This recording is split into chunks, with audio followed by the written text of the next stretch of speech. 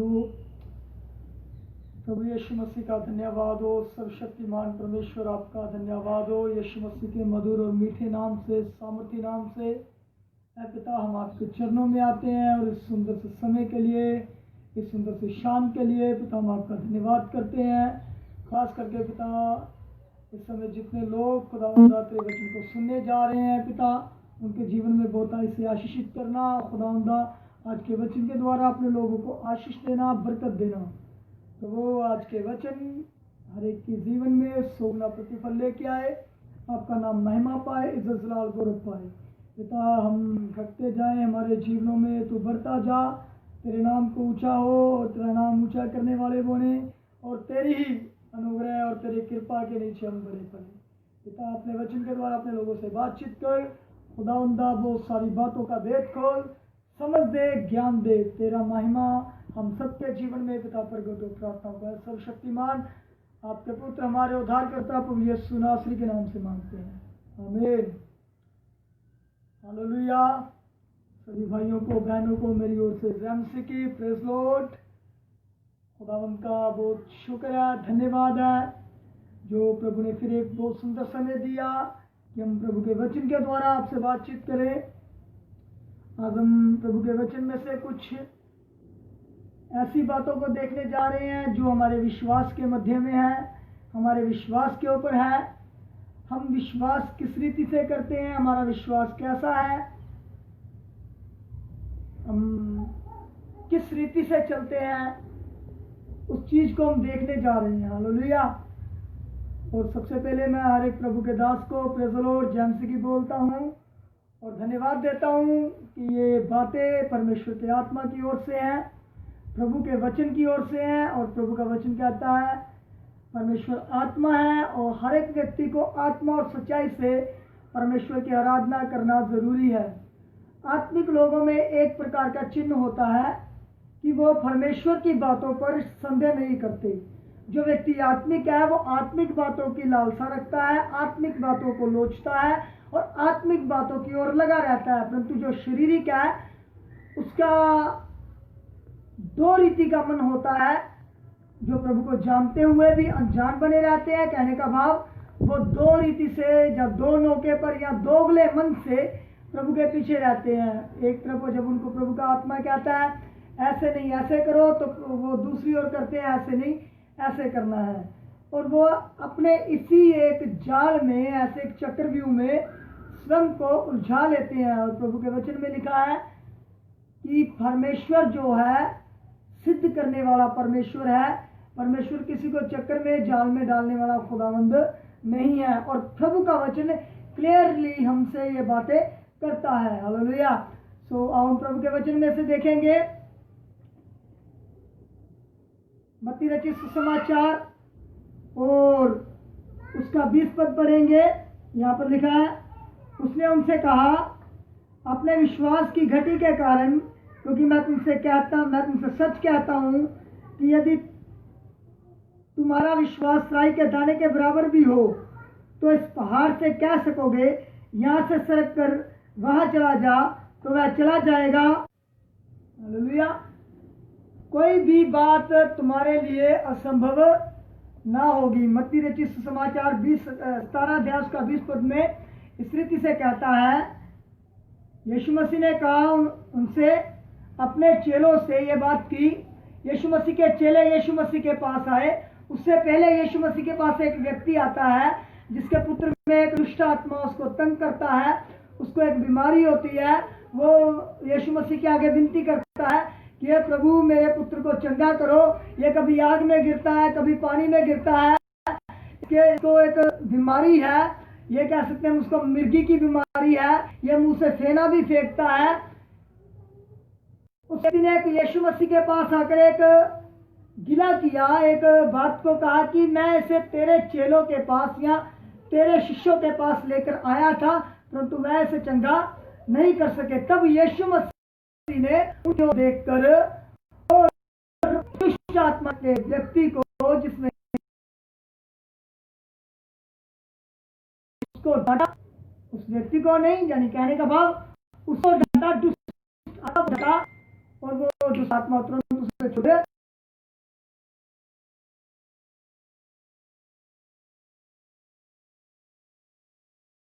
सका। प्रभु हम तेरे साथ रहते हैं, हम तेरी तालीम को लेते हैं, तेरी शिक्षा को लेते हैं। हो सकता है, मैं समझता हूँ कि वो ये भी कहते होंगे प्रभु तेरी सामर्थ की साया हम पर भी रहती है, हम भी बड़े बड़े काम करते हैं,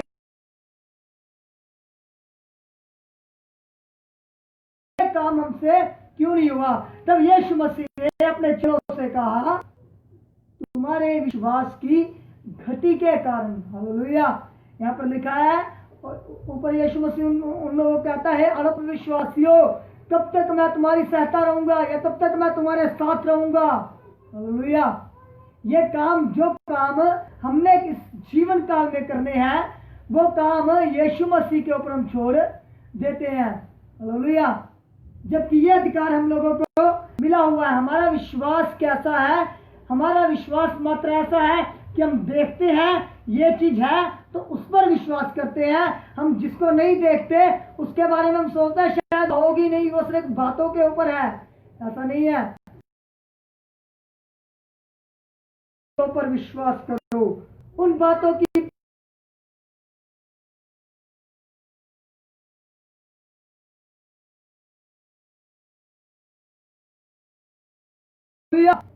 हम उन बातों की चाहना करें। हमारा विश्वास कैसा होना चाहिए?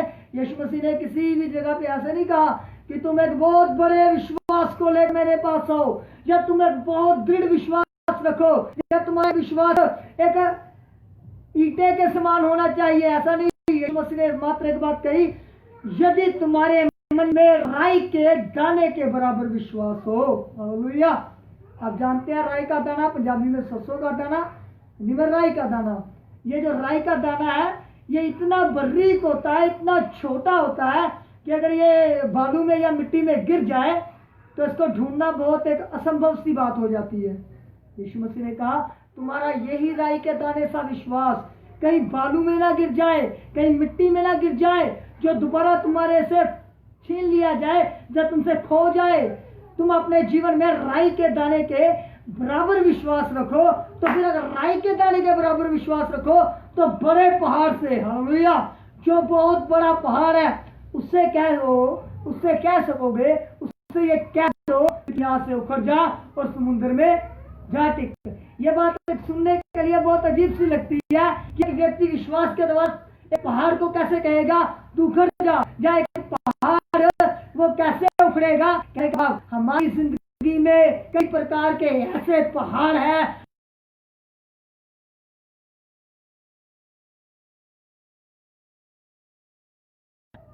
जो विश्वास करने नहीं देता। हो सकता है वो ऐसा पहाड़ हो जो राई के दाने के बराबर भी हमारे जीवन में विश्वास आने नहीं देता। या हो सकता है वो ऐसा पहाड़ हो जो हमें प्रभु की ओर बढ़ने से रोकता है। हो सकता है वो हमारी लालसाओं का पहाड़ हो सकता है हमारी गरीबी का, हो सकता है लालच का, हो सकता है किसी भी प्रकार का वो पहाड़ हो। लेकिन प्रभु यीशु मसीह के नाम में आपको उस पहाड़ को हटाना है। हालेलुया। अपने मन में अपने विश्वास को खोने नहीं देना है, अपने विश्वास की रखवाली करनी है, चौकस रहना है, जागते रहना है। यूहन्ना समाचार 10 अध्याय और 10 वचन यीशु मसीह ने कहा चोर इसलिए नहीं आता कि वो चोर इसलिए आता है कि वो चोरी करे और घात करे। हालेलुया। यहाँ एक पॉइंट है, चोर इसलिए आता है कि वो चोरी करे और घात करे और नाश करे। मैं एक बात पूछता हूं, आपके जीवन में ऐसी क्या चीज है जिसको शैतान चुरा लेगा? ऐसा क्या है, ऐसा कीमती क्या है जिसको शैतान चुराने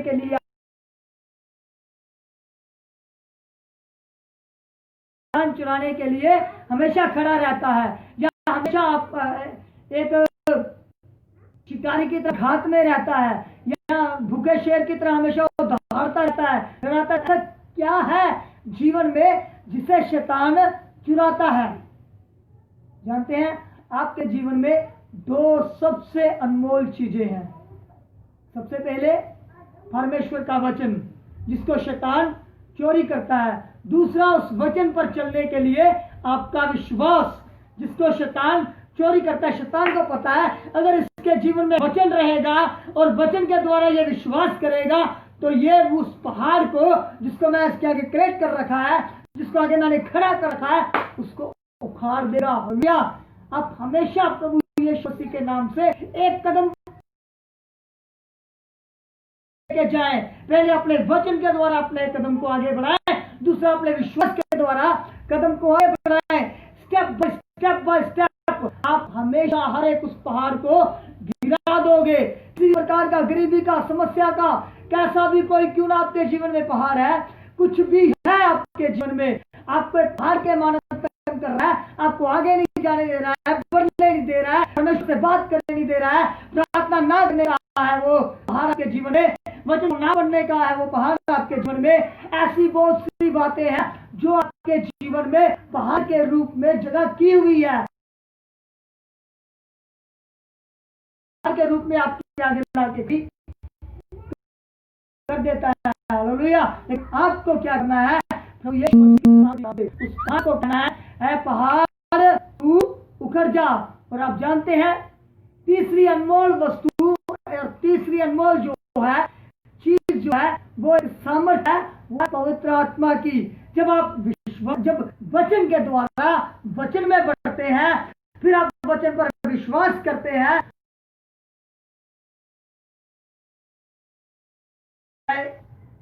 मेरी स्मृति से कहता है 10 के 17, मैं चाहूंगा पढ़ना उसको।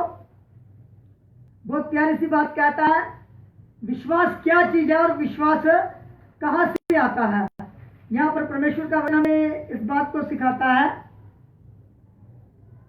विश्वास सुनने से और सुनना मसीह के वचन से होता है। हालेलुया। विश्वास कहां से आता है?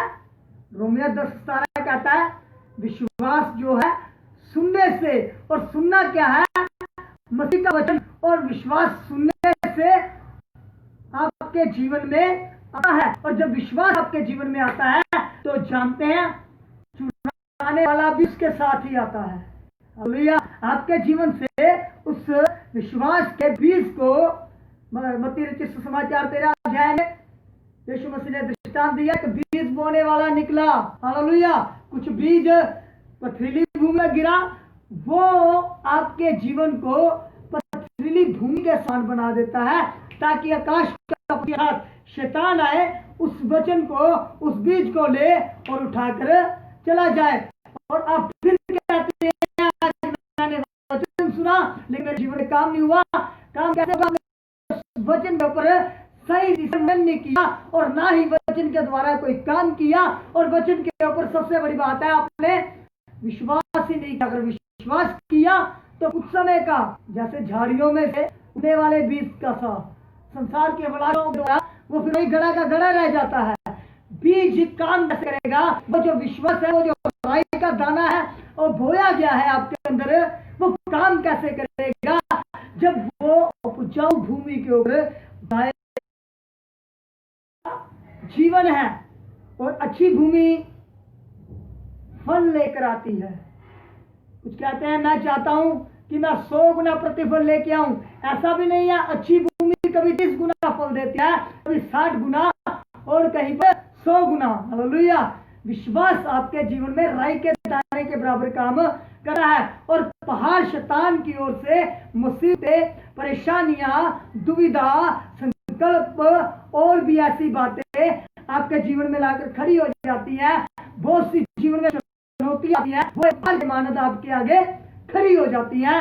उसको आपने काटना है। हालेलुया। उसको हटाना है। और जब आप वचन के ऊपर विश्वास करते हैं, वचन को पढ़ते हैं, वचन को सुनते हैं, आपके जीवन में विश्वास आता है, आप दूसरे कदम की ओर, दूसरे पड़ाव की ओर बढ़ पड़ते हैं। वो है विश्वास का कार्य, विश्वास का कर्म।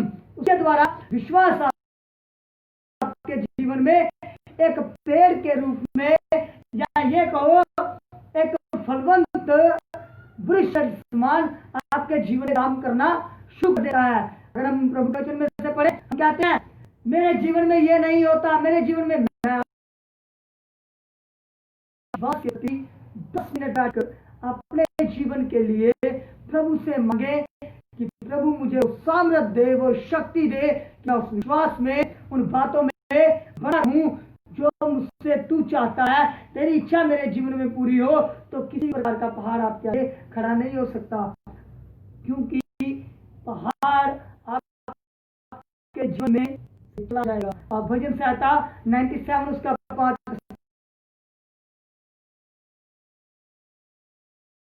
परमेश्वर की उपस्थिति में, हालेलुया, पहाड़ परमेश्वर की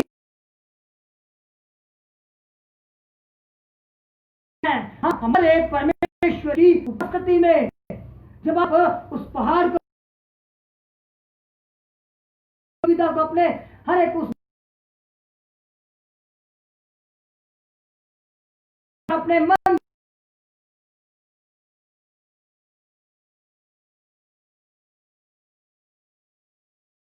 आएगा, वो पिघल जाएगा।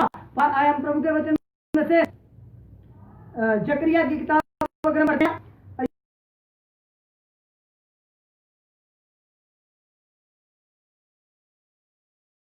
यहां पर लिखा है, तो उसने मुझे उत्तर देकर कहा,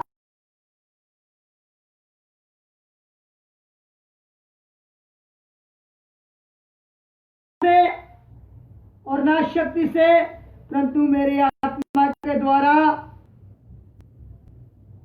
ये होगा।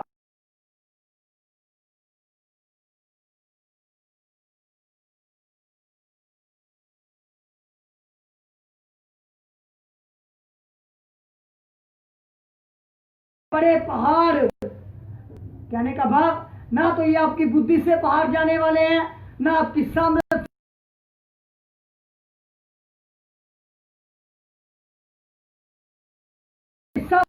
द्वारा ये पहाड़ टल जाएंगे। यहां लिखा है, यरूब्बाबेल के साथ आप अपने जीवन में अपने नाम को याद करें, आप अपने नाम को लेकर कहें, हे पहाड़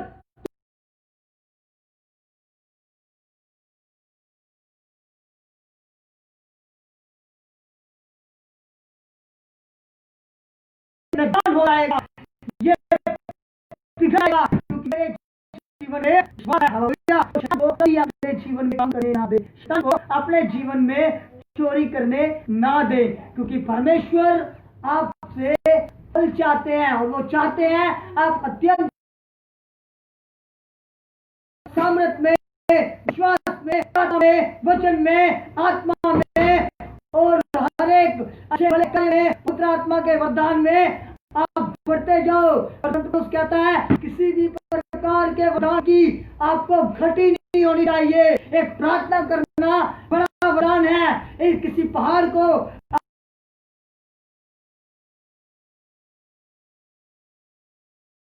के लिए संघर्ष करना, ये पवित्र आत्मा की ओर से आपके पास वरदान है। और यहाँ है, प्रभु में बढ़ते जाओ, किसी भी वरदान की आपको घटी नहीं होनी चाहिए। आत्मा में बढ़ो, डांटो पहाड़ से कहो तू क्या है, तू कुछ नहीं है।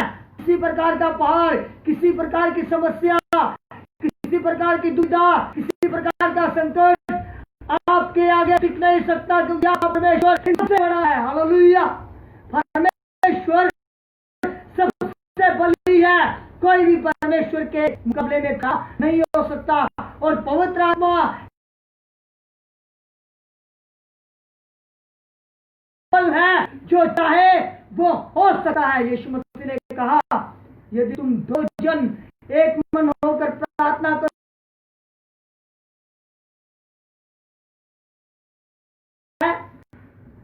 अपना बीज बोता है, आपके अंदर विश्वास का बीज, और शैतान आकर आपके अंदर अपने जीवन में शक्ति को, संदेह के बीज को काम मत करने में।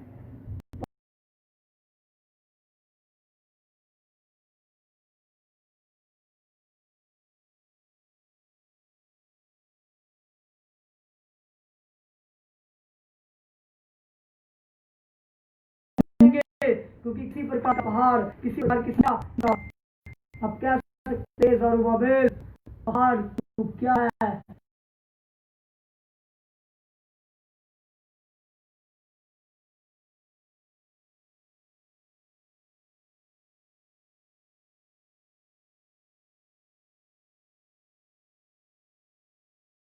दाऊद